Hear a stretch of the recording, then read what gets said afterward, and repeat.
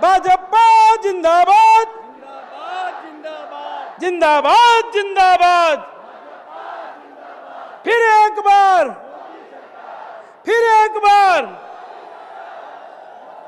मोदी है तो। आप सभी से निवेदन है अपने स्थान पर विराज जाएं। हमारे देश के यशस्वी प्रधानमंत्री पधार चुके हैं।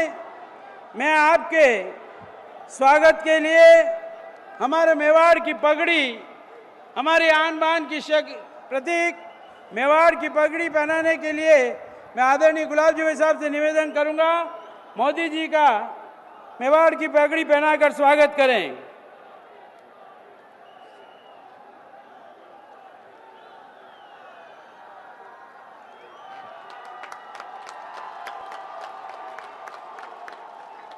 हमारी परंपरा का, हमारा शौर्य का भी प्रतीक चिन्ह है तीर कमान।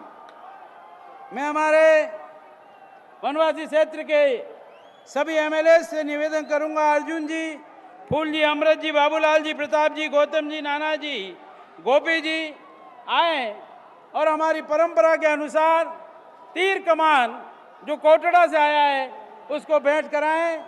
आदरणीय सभी जनप्रतिनिधि बंधु, चुनलाल जी,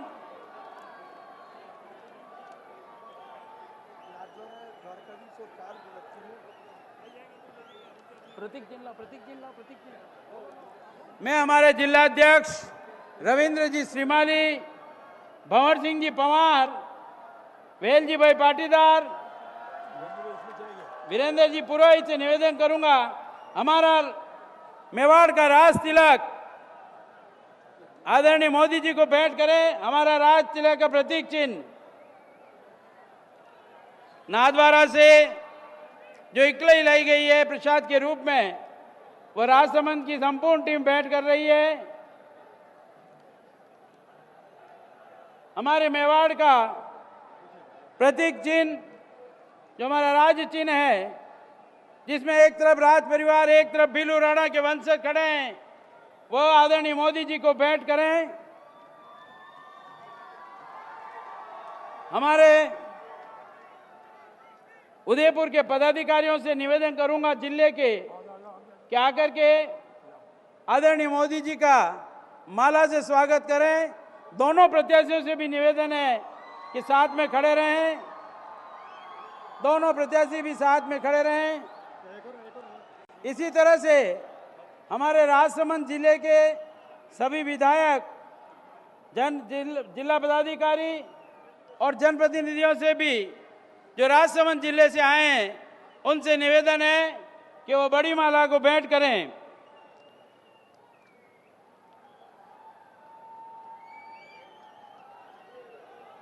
हमारे एक विधानसभा जो डूंगरपुर क्षेत्र से लगती है, उसके माननीय सांसद हर्षवर्धन जी, गोपी जी और वेल जी से निवेदन कि गुलाब की पुष्प की कली भेंट कराएं। डूंगरपुर के तीनों पदाधिकारीगण, पाली जिले के मदन जी, बोले ना, गुलाब के फूल की पंखुड़ी, जैतारण के हमारे युवा विधायक अविनाश जी, जिला अध्यक्ष जी और सभी से निवेदन है, और ब्यावर के एमएलए साहब रावत साहब भी आए और भेंट करें।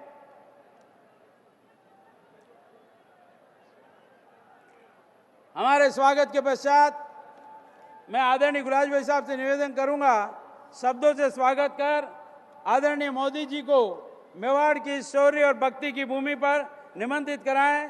आदरणीय गुलाब भाई साहब।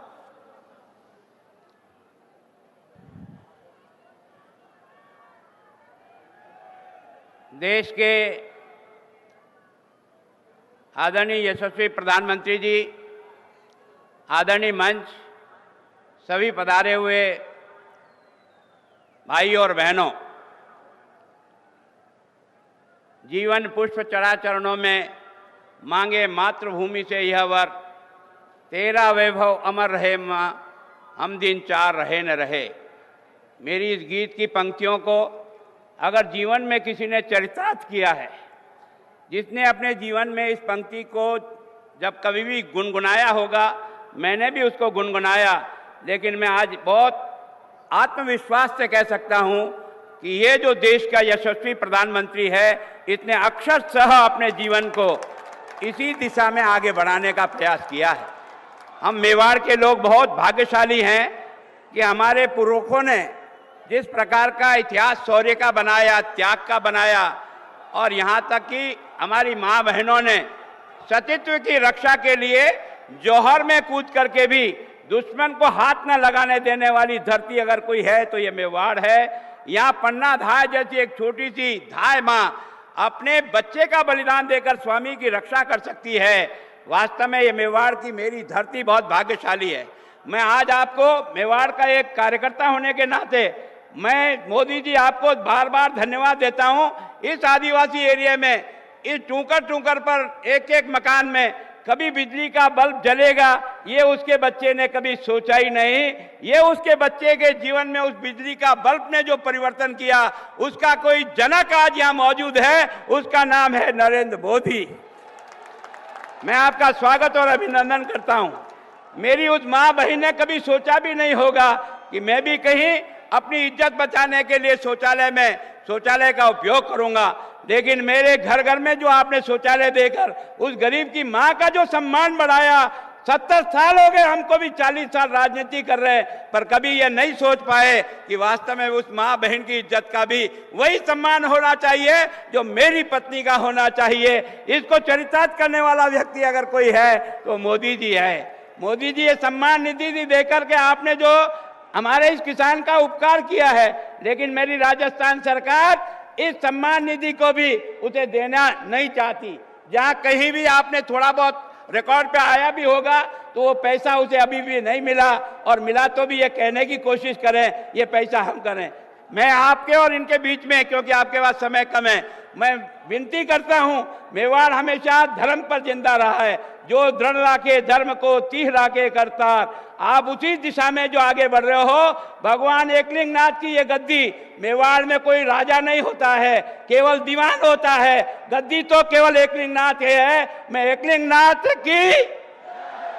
नाथ की और आदरणीय प्रधानमंत्री जी को आमंत्रित करता हूं, पधारे और हम सबको अपना मार्गदर्शन दें। आदरणीय प्रधान, हमारे दोनों प्रत्याशियों से निवेदन है,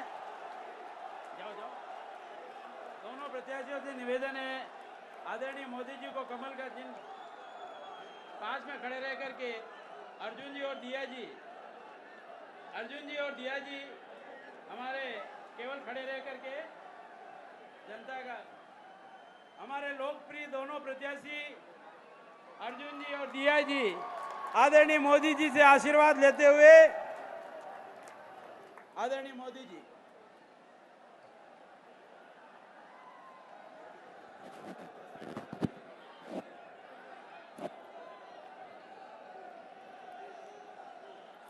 भारत माता की, भारत माता की। महाराणा प्रताप री स्वतंत्रता री लड़ाई री धरती, मीरा री भक्ति री धरती, पाथल पीथल री धरती,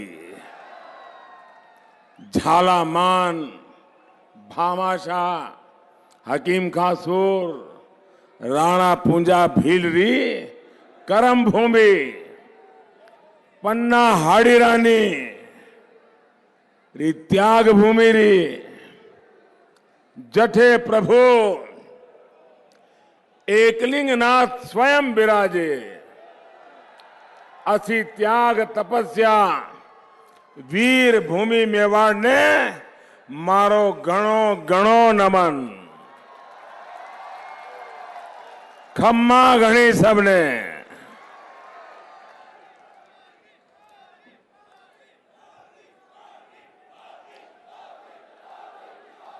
उदयपुर तो बहुत बार आया, प्रधानमंत्री बनने से पहले भी और बाद में भी, लेकिन जो उत्साह इस बार दिख रहा है वो अभूतपूर्व है।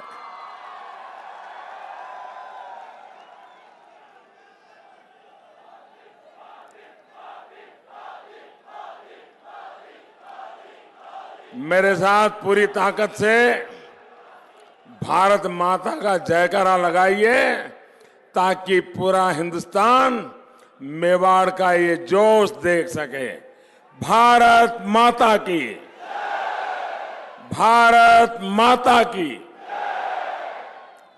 साथियों, मां भारती का वैभव बढ़ाने की जिम्मेदारी उन युवा साथियों पर भी है जो 21वीं सदी में पहली बार लोकसभा के चुनाव में मतदान कर रहे हैं, जिनका जन्म 21वीं सदी में हुआ। बाकी लोग कोई 5 साल के लिए वोट देगा, कोई 10 साल के लिए वोट की कल्पना कर करके वोट डालने जाएगा, लेकिन जो 21वीं सदी में पैदा हुआ है वो इस बार बटन को दबाएगा, तब उसके दिल दिमाग में 21वीं शताब्दी होगी, क्योंकि उसको जीना इसी शताब्दी में है। उसे अपने सपने संजोने हैं इसी शताब्दी में, उसे अपने सपने साकार करने हैं इसी शताब्दी में।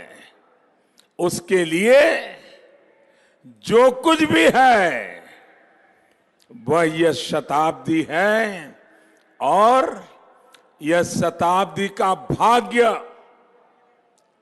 इन 5 वर्षों में, क्योंकि इस शताब्दी का 1/4 हिस्सा इन 5 वर्षों में पूर्णता पर, इन 5 वर्षों में देश की जो मजबूत नींव बनेगी वो 21वीं सदी का भाग्य निर्धारित करने वाली है। इसलिए 21वीं शताब्दी में पैदा हुए पहली बार लोकसभा के चुनाव में मतदान करने जा रहे हैं, ऐसे सभी बेटे बेटियों को मेवाड़ की इस धरती से मैं अनेक अनेक शुभकामनाएं देता हूं। और भारत के भाग्य विधाता की प्रक्रिया में मतदाता के रूप में आपके प्रवेश को मैं देश के प्रधान सेवक के नाते आपका स्वागत करता हूं। 23 मई को, कल 23 अप्रैल है, 1 महीने के बाद 23 मई को, अब तक तो चुनाव के नतीजे आ गए होंगे,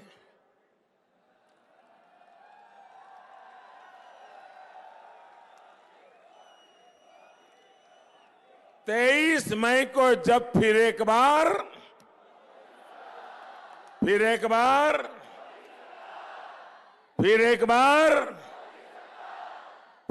बार मोदी सरकार आप बनाएंगे, तब हम सभी इस सपने को साकार करने के लिए जी जान से जुटने वाले हैं। साथियों, आप सभी के सहयोग से भारतीय जनता पार्टी एनडीए ने ये दिखा दिया है कि इस देश में एक ईमानदार सरकार चलाना भी संभव है।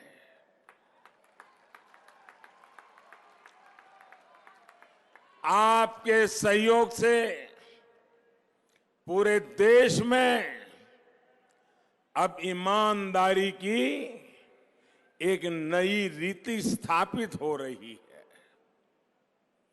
अगर अब कोई धनवान बैंकों का पैसे वापस नहीं करता है तो वो चैन की नींद नहीं सो पाएगा। अब अगर कोई देश से भागने की कोशिश करता है तो उसके लिए भागना मुश्किल होगा। अब अगर कोई भागकर विदेश गया है तो उसको या तो वापस आना पड़ेगा या फिर नामदारों के मिशेल मामा की तरह उसको उठाकर लाया जाएगा। भाइयों और बहनों, ये हमारी सरकार है जिसने बैंकों का करोड़ों अरबों हड़प जाने वालों को सजा दी है, उनकी संपत्ति जब्त कर ली है और ईमानदार करदाताओं को सम्मान दिया है। साथियों, पहले की सरकार अपने करीबियों को, अपने अरबपति दोस्तों को बैंकों पर दबाव डालकर फोन बैंकिंग की परंपरा से कर्ज दिलवाती थी। हम मुद्रा योजना के तहत बिना गारंटी गरीब से गरीब को, अपने आदिवासी भाइयों बहनों को बिना गारंटी आज हम कर्ज दे रहे हैं। 17 करोड़ ऐसा कर्ज देने की पहली बार शायद देश में हुआ होगा और उसमें 4.25 करोड़ पहली बार जिन्होंने बैंक से पैसा लिया, 4.25 करोड़ लोग, इन्होंने अपना नया कारोबार शुरू किया है। इसी तरह जो पूरी ईमानदारी से सेवा में जुटे हैं, असंगठित क्षेत्र के ऐसे 40 करोड़ से अधिक श्रमिक, उन साथियों को पहली बार पेंशन की सुविधा दी गई है। ये कौन लोग हैं? घर में बर्तन करने के लिए काम करने वाले आई मां बहनें, खाना पकाने के लिए आने वाले लोग, बच्चों को स्कूल ले जाने वाले रिक्शा वाले लोग, टैक्सी वाले लोग, होटल के अंदर बैरे का काम करने वाले लोग, रेकड़ी चलाने वाले लोग, सब्जी बेचने वाले लोग। कभी सोचा था कि 60 साल की उम्र के बाद उनको पेंशन मिले? ऐसा सोचने वाली भी कोई सरकार आएगी? हमने ये योजना बना ली। इतना ही नहीं, छोटे दुकानदार, उनके लिए भी पेंशन का प्रबंध, पहली बार किसानों के लिए पेंशन का प्रबंध, पहली बार खेत मजदूरों के लिए पेंशन का प्रबंध। साथियों, पिछली बार जब मैं उदयपुर आया था तो यहां बने महाराणा प्रताप गौरव केंद्र के दर्शन करने भी गया था। इस केंद्र में बहुत विस्तार से दिखाया गया है कि वो और उनके सेनानायक भीलू राणा कैसे दुश्मनों पर सर्जिकल स्ट्राइक करते थे। भाई और बहनों, हम उस परंपरा के हैं जो किसी को छेड़ते नहीं है, लेकिन किसी ने छेड़ा तो छोड़ते भी नहीं। मेवाड़ के बारे में तो ये मशहूर है कि घास की रोटी खा सकते हैं लेकिन आत्मसम्मान से समझौता नहीं कर सकते। ये संस्कार महाराणा प्रताप ने हमें दिए हैं। लेकिन कांग्रेस और उसके महामिलावटी ये कहते हैं कि मोदी को राष्ट्रवाद की, राष्ट्रीय सुरक्षा की, आतंकवाद की इस चुनाव में बात नहीं करनी चाहिए। इनकी बातों में आ जाने वाला कोई और हो सकता है, मोदी नहीं।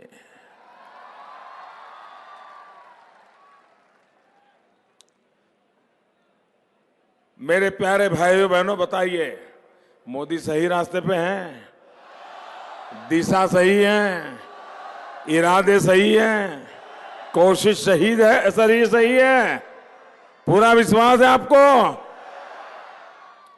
आतंकवाद पर मोदी प्रहार कर रहा है, ठीक है ना? खुश है ना आप लोग? घर में घुस के मारता है।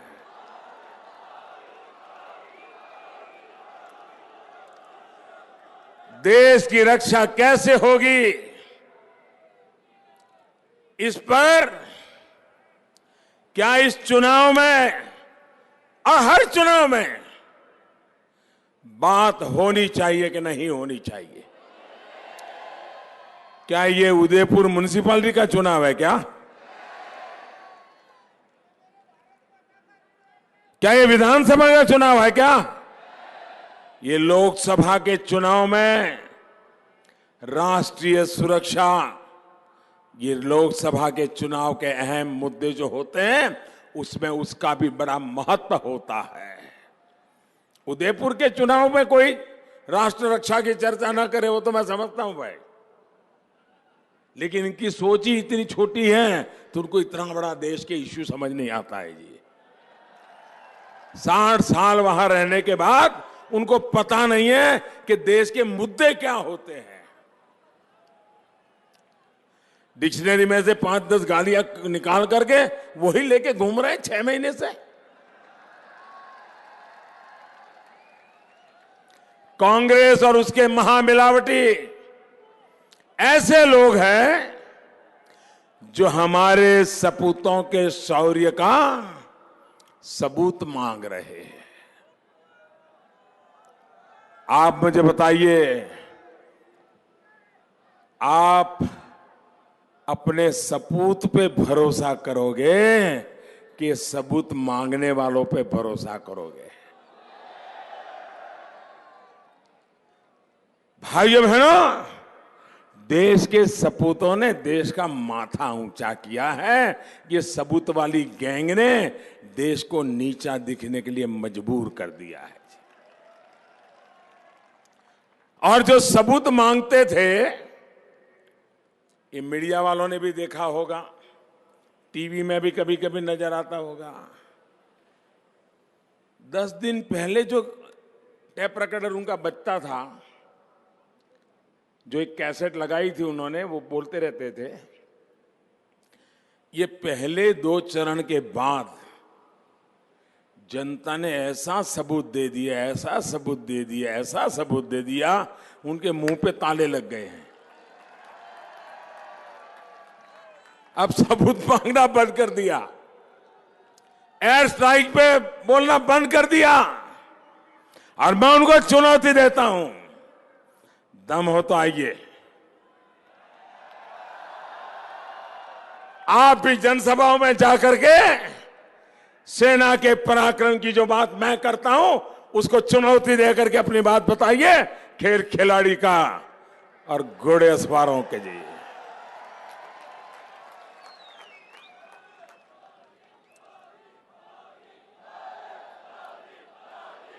इन नामदारों को जनता ने सबूत दे दिया है। घबराइए नहीं, अगले 5 चरणों में भी देश के लोग, देश के वीर जवानों पर उठाए गए हर सवाल का जवाब और चुन चुन करके देने वाले हैं। भाइयों और बहनों, उदयपुर से तो अनेक साथी विदेशों में काम करने के लिए गए हुए हैं। वो विदेशों से भारत के विकास में बहुत बड़ा योगदान दे रहे हैं।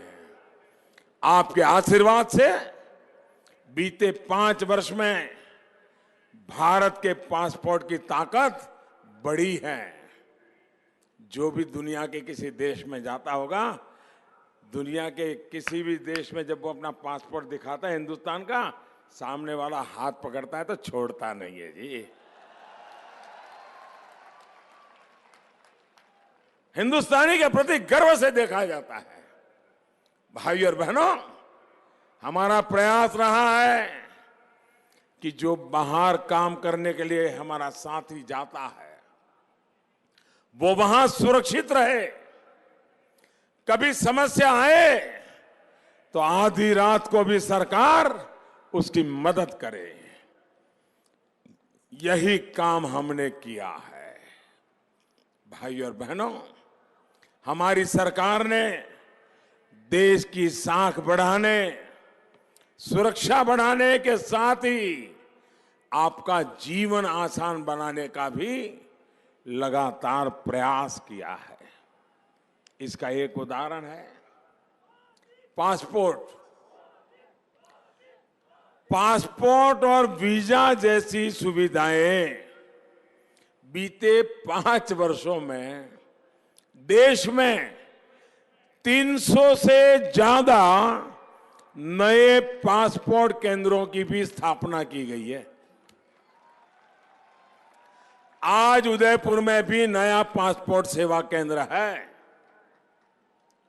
आपको याद होगा कि यहां की कांग्रेस सरकार ने पिछली बार कैसे आपकी इस सुविधा को छीन लिया था, आपके साथ अन्याय किया था। इस बार उसका भी हिसाब आपको इनसे लेना है।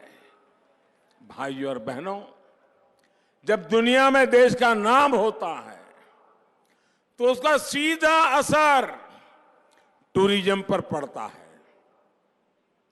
हमारी सरकार की नीतियों की वजह से बीते 5 वर्षों में जिस तरह विदेश से आने वाले टूरिस्टों की संख्या बढ़ी है, टूरिज्म सेक्टर में कमाई बढ़ी है, उसका बहुत बड़ा लाभ उदयपुर के लोगों को और राजस्थान के लोगों को मिला है।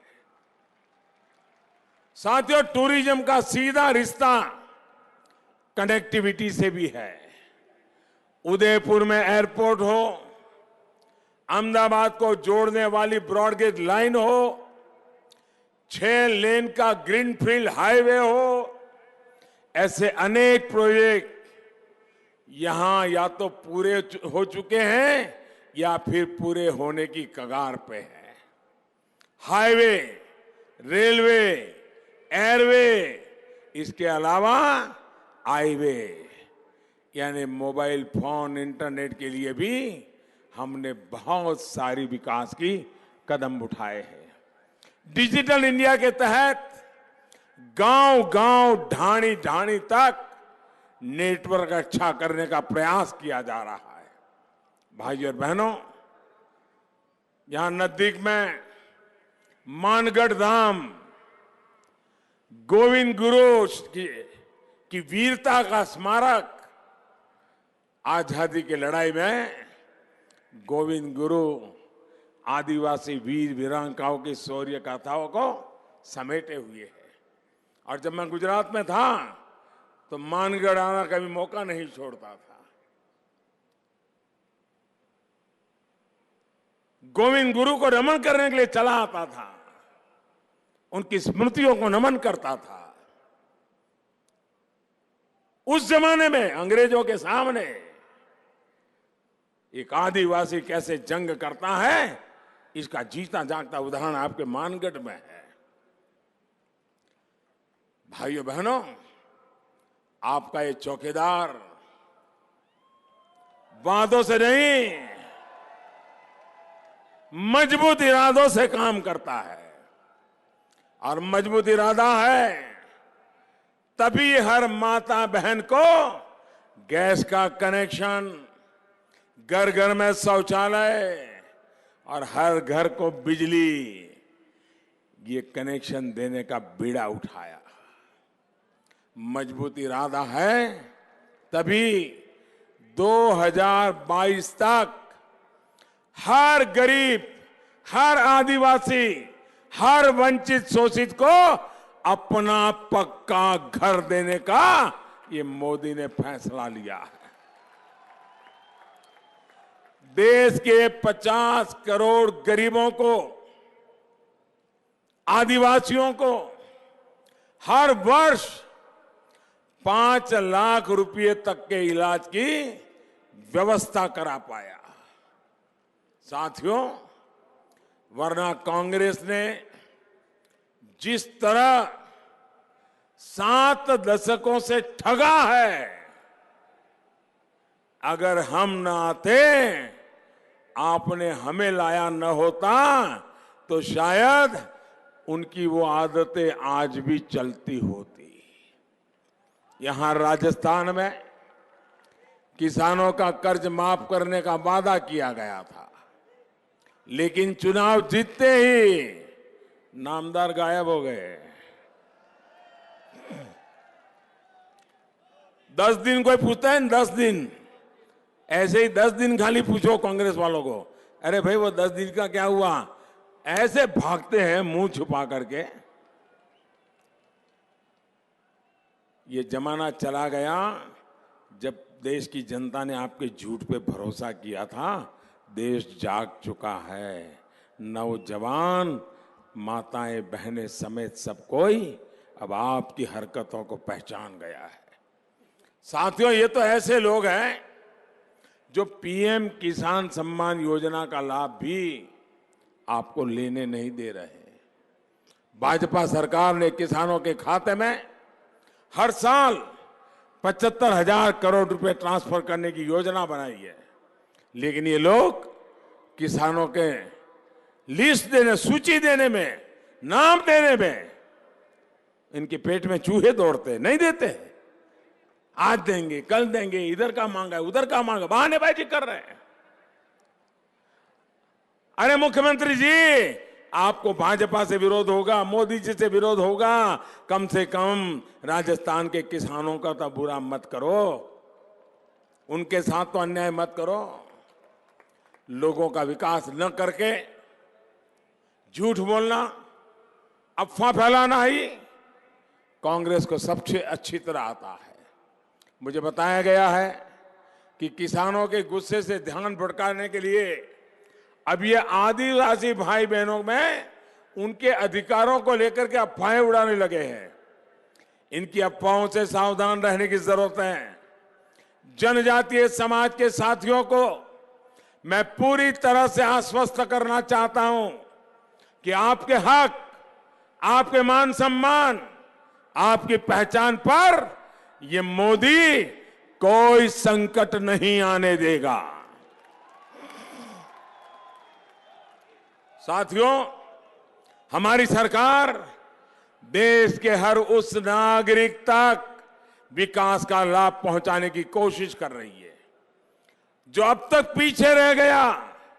भाई और बहनों, हमारे गाड़िये, कुमार, बंजारा ऐसे गुमन समुदाय आजादी के इतने सालों के बाद ये पहली मोदी सरकार ऐसी आई है, उन्होंने गुमन समाज के लिए एक अलग वेलफेयर बोर्ड बना करके उनकी सुख सुविधा की चिंता की है। भाइयों, लगातार जगह बदलने की वजह से इन लोगों तक सरकार की योजनाओं का लाभ पहुंचना बहुत मुश्किल होता है।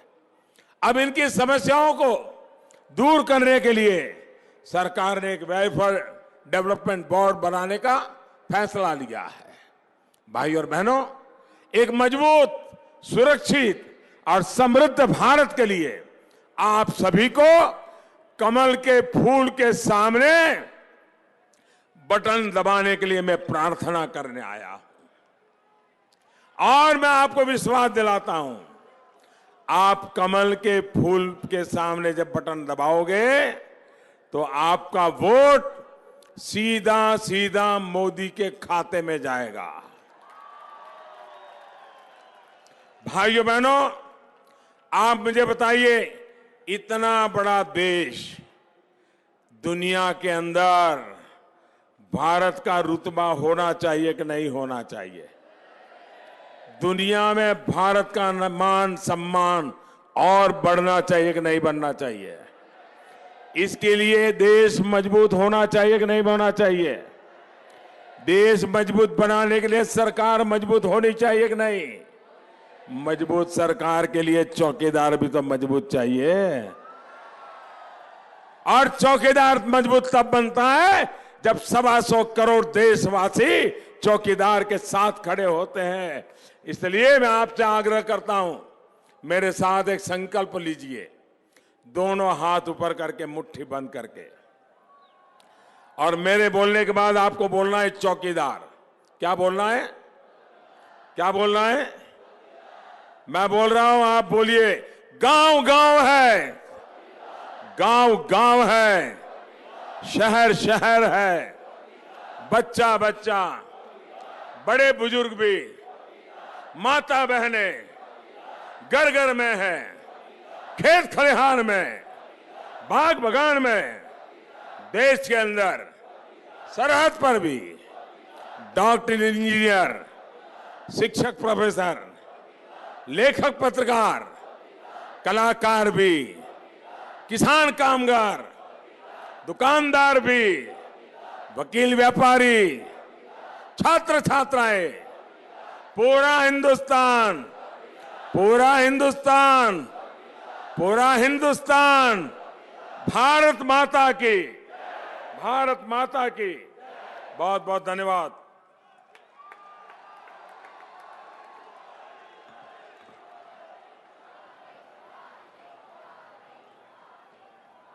महापौर जी से निवेदन करूंगा, आभार व्यक्त कराएं चंद्र सिंह जी कोठारी।